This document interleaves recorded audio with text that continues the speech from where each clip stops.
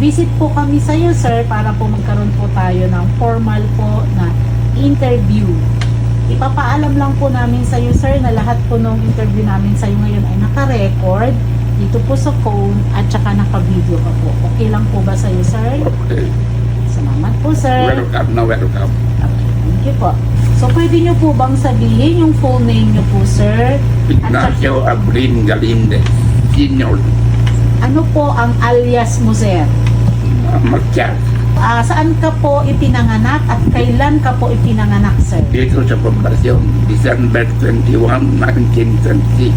Ano po ang family nyo bago po yung gera? I was a sophomore student in Nueva Vizcaya High School. So, Father ko, provincial sanitary inspector. Okay, Mother ko, housekeeper. housekeeper po. Ano po ang unit po ninyo na naka-assignan during the war? Kay Company, 3rd Battalion, 14th Infantry, Yusabit, and So, ano po yung rank po ninyo nung nag-serve kayo sa Private. military? Ano po yung designation nyo or role nyo po, sir, sa unit nyo? intelligence. Paano po kayo nag-join sa military? At ano po ang nag-motivate sa inyo, sir, na mag-join sa military po? When they were erupted, Okay po. galit ako sa Japanese. Dahil galit ako sa Japanese, I was motivated myself alone for the love of country. Nagkaroon po ba kayo ng training, sir? Proper na military training? Wala. Kaya hindi ako nabigyan ng baril sa intelligence na lang. Dahil magtrabaho na ako mag-intelligence na ako na. Ano naman po yung naging significant po, sir, na battle or operation po na na-involve po kayo during the war? Walang operation, walang mission na nag-participate ako.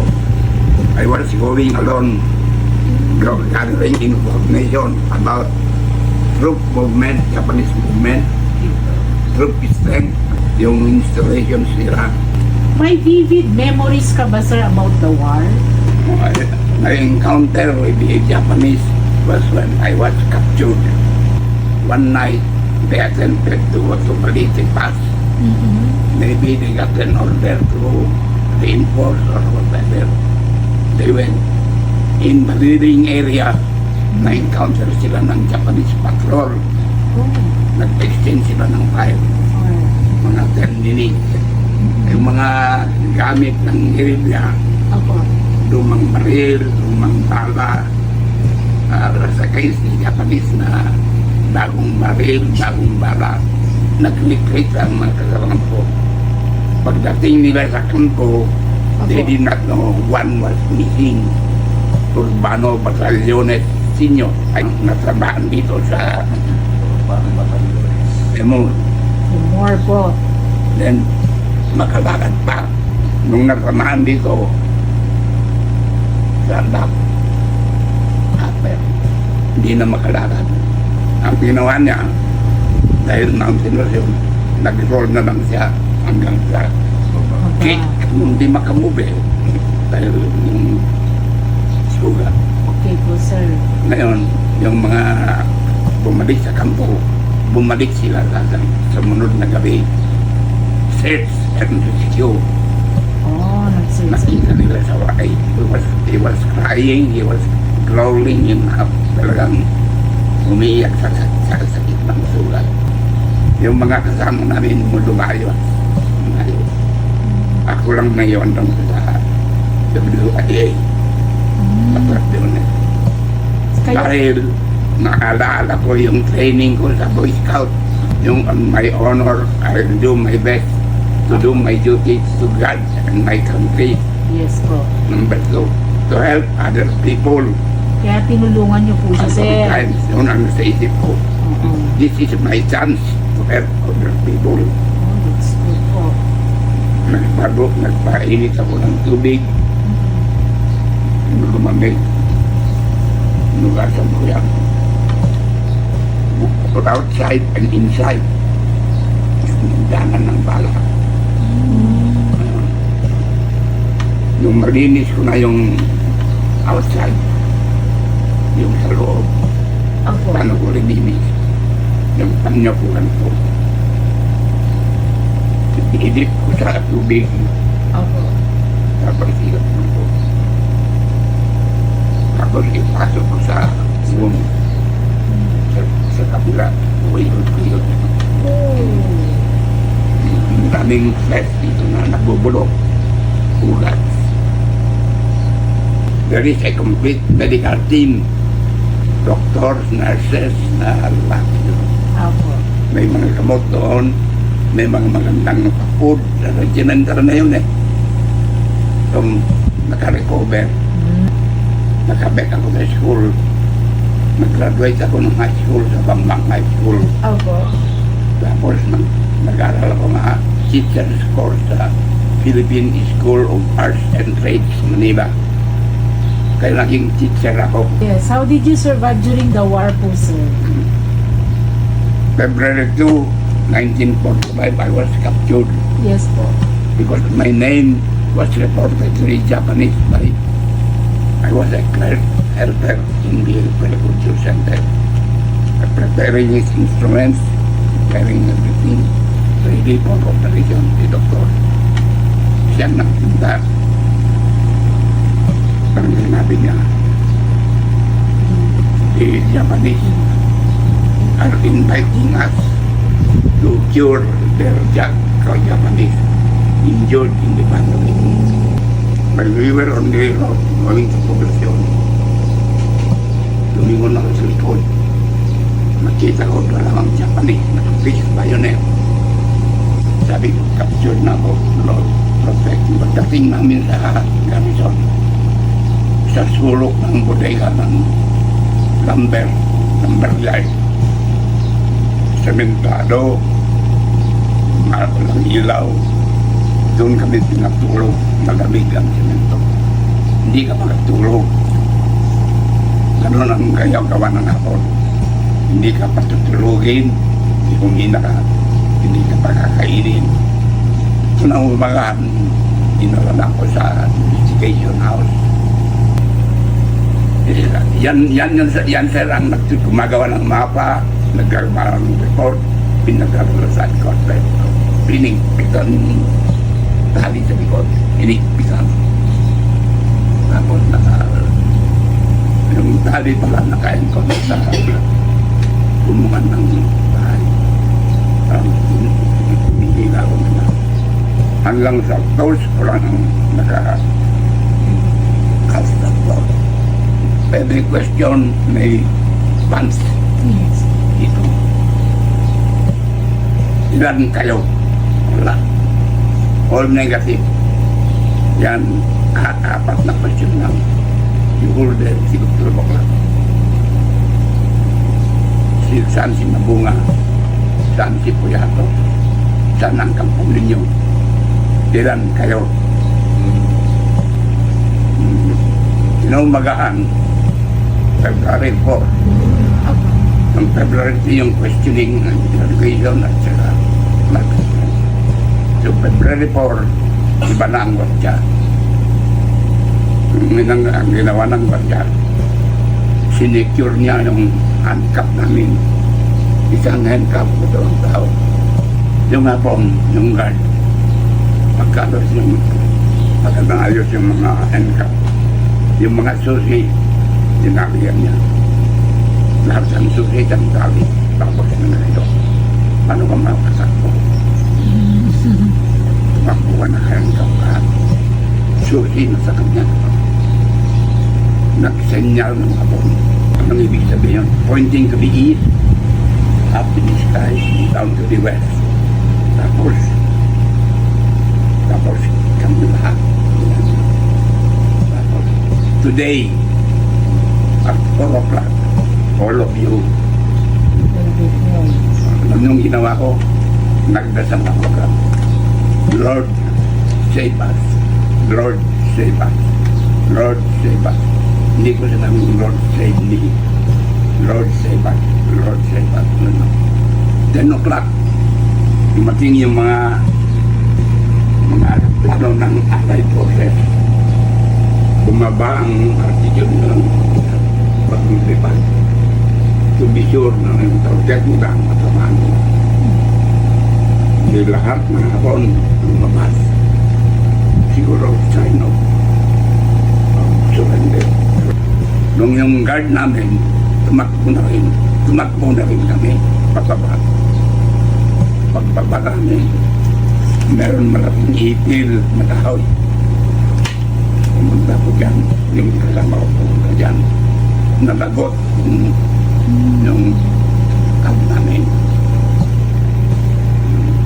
Kinoconvince ko sila na takbo na tayo. Pero nung nakita ko na yung nagtanong bababa, nakasiyap yung singa niya. Tumakbo na ako. Dahil because common sense dictates ako. Lahat kami tumakbo. 4 o'clock, awa ng Diyos. Nasa Tucanon na kami. Pagdating namin sa Tucanon, naka-helicopter ako. Lumalaki na ito. Dahil nagpalubog pa kami sa tubig. Meron kami kasama ng sa Tucanon na si Bambiho. Saan kami medyo may katulog sa ilang bahay na inakyat namin maghanap ng pointed object. Hindi makapasok sa handicap. Hanggang nakita namin yung rakam. Yung pagkani. Yun. Yung blade nung pumasok sa tingay namin. Sabi ko, itago mo yan na pagkatapos ng gera, kunin ko sa'yo dahil akin yan. So, binito niya. Hindi ko na makita. Ano pong recognition ang na-receive po ninyo? After the war na po, na naging very significant po sa inyo, sir? May 13, Philippine Liberation Medal. Wow. At sa World War II Victory Medal. Okay. Ma-remember mo po, sir, sino yung commander mo po noon or supervisor mo? Pedro Hidalgo Mabunga, saka Juan Urbeta Uyayapos. Sir, balikan lang natin po. Ano kaya yung napaka-importanting lesson po na natutunan mo po, sir, during your times po sa military? Mas important na yung common sense gamitin mo. May inutos sa amin na pupunta kami sa poblasyon. Check ng movement ng hapon. Ang alam namin ng mga hapon nasa civilian. Bakit ka ba pupasok? Common sense. Common. Pagkakain namin, kilakban. Nung kumain namin, instead nga forward kami, magkatapos kami. Kaya nga, abuhay ka para siyak isulutan mo na. Pagkakain, umakyat namin sa mundo. Diyan kami natulog. Maobserbarak yung kay trucks nga mapamigay south. Trucks nga mapamigay mga 7 o'clock na gabi. Bawat sa paliti ng gabi. Para bangon isang pagkakas. Sir, how do you feel po about the role of the Filipino soldiers po, sir? Ang feeling ng isang Pilipino ay parang labang sa ako. They came to invade our place. Before the war, meron law, National Defense Act number 1. All male Filipino citizens, they were examined, report to the headquarters for training. Wala, bata ako, hindi ako na-involved doon. Kaya wala akong formal training. Ngayon yung mga sundalo nag-training. At during the war na, nagpamaniba sa nawa, they were observed in the United States Armed Forces in the Air Party. Kami, guerrillas, hindi. Maski bagsak ang babae, bagsak ang koridor, hindi pa rin na nakapture ang Pilipinas. Some 40 to 60% of the mountains and forests are occupied by guerrillas. Ano po yung pwede mong iwan na message po para po sa mga future generations po dun sa sacrifices ng mga Pilipino veteran natin? They should always love their country. Ang Pilipino ay dapat hindi mamatay upang tuturing silang bayani. Ang Pilipino na namumuhay ng marangal ay may tuturing din na bayani. So, paano po nagbago yung buhay niyo, sir? After the war po. 1951 teacher, 1963 division supervisor Wow. sa Coronel Vizcaya, 15 counts. Oh, 15 months. 1976 regional supervisor, region 2, 7 provinces. Na-involve naman po kayo sa Veterans Organization, sir, or activities po na may kinalaman about sa war po, sir? Ako sa Arcang Veterans Work Advisor. Okay. So, paano po kayo nag-continue, sir, na mag-contribute po sa inyong community para ma-preserve po yung history ng World War II po natin? I'm also advisor of the Nueva Vizcaya Tribe Teachers and Employees Association. Magtanong po kami about sa mga veterans benefits po, sir. Lahat ng benefit ng Philippine government para sa veterano, tanggap ko lahat. Nung mag-65 years ako, na-award ako ng 5,000 monthly old age pension hanggang year 2019 when the old age pension was increased to 20. I'm enjoying that. Enjoying the program of Ernesto Carolina and Dr. Chong of the Veterans Memorial Academy and Medical Center. Ang veterano ay hindi dapat magbayad ng gamot. Meron pa po ba kayong other story, sir, about the war or experiences po na gusto nyo pong i-share? I was also observing the behavior of the puppet government officials na Pilipino. Sir, thank you very much po. Nagpapasalamat po kami ng sobra-sobra po para din sa time at saka yung willingness mo po, sir, na mag-share po sa amin. I'm very glad kami po, 10 po kami sa Tibao at sa Veterans Federation, nalulugod po kami